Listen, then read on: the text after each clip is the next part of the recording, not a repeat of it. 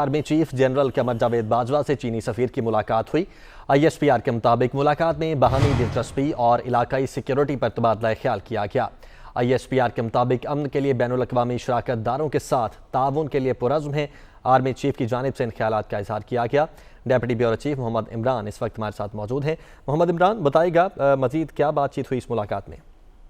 जी बिल्कुल, खित्ते में जो है वो बाहमी सिक्योरिटी की जो इस वक्त सूरत हाल है और जो खसूसी तौर पे अफगानिस्तान के जो इस वक्त सूरत हाल है उस पर जो है वो तफसीली तौर पे जो है वो तबादला ख्याल किया गया। आर्मी चीफ ने कहा कि पाकिस्तान जो है बैनुल-अक़वामी जो उसके पार्टनर्स हैं, जो बैनुल-अक़वामी अमन के लिए और इस खित्ते में अमन के लिए जो बैनुल-अक़वामी पार्टनर्स हैं पाकिस्तान के, उनके साथ खड़ा है और कमिटेड है।